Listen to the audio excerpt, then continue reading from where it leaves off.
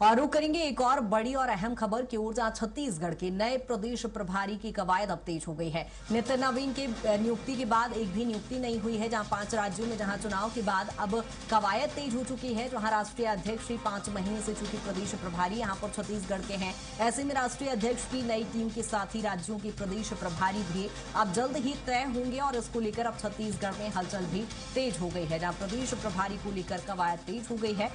और दिलीप हमारे साथ लगातार बने हुए हैं। दिलीप, जिस तरह से देख रहे हैं आप, छत्तीसगढ़ के प्रदेश प्रभारी को लेकर चर्चाओं का बाजार गर्म है। जी बिल्कुल कृतिका, एक सामान्य प्रक्रिया है क्योंकि बीजेपी संगठन में प्रदेश प्रभारी की एक बड़ी भूमिका होती है।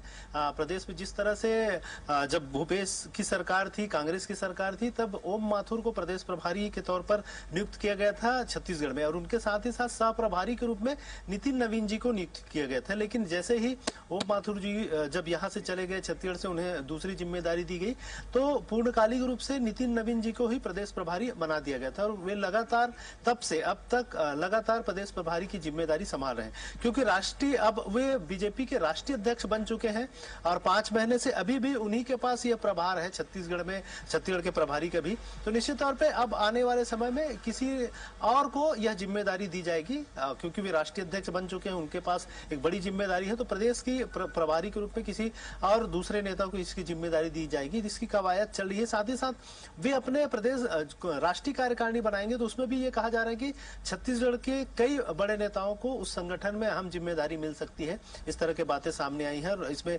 कई बड़े नेताओं का नाम है। इसमें यह भी कहा जा रहा है कुछ मंत्रीगण को भी राष्ट्रीय लेवल कर राष्ट्रीय कार्यकारिणी में जगह मिल सकती है प्रदेश के। इस तरह की भी बातें कही जा रही है और हम देखते हैं कि बीजेपी संगठन को लेकर काफी गंभीर रहती है और संगठन की जो कार्य विधियां है, गतिविधियां है, वो लगातार 5 साल चलती रहती है और हर साल 5 साल वे चुनाव मूड में रहती है। किसी भी राज्य में सरकार बनने के बावजूद भी वहां पर लगातार काम जारी रहता है, संगठन को मजबूती देने का काम जारी रहता है, जिसकी वजह से ही बीजेपी जहां जहां पर चुनाव हो रहे हैं नए नए जगहों पर, वहां पर भी उन्हें लगातार सफलता मिल रही। चाहे अभी जो 5 राज्यों का चुनाव आया है उसका परिणाम हम देखें तो 3 राज्यों में बिल्कुल दिलीप, यानी ये कहा जा सकता है कि एक विशेष रणनीति के तहत ही मैदान में उतरती है बीजेपी। तो जाहिर तौर पर कुछ नाम ऐसे होंगे जो चौंकाने वाले होंगे प्रदेश प्रभारी के तौर पर, यदि देखा जाए तो। फिलहाल बहुत शुक्रिया तमाम जानकारी के लिए।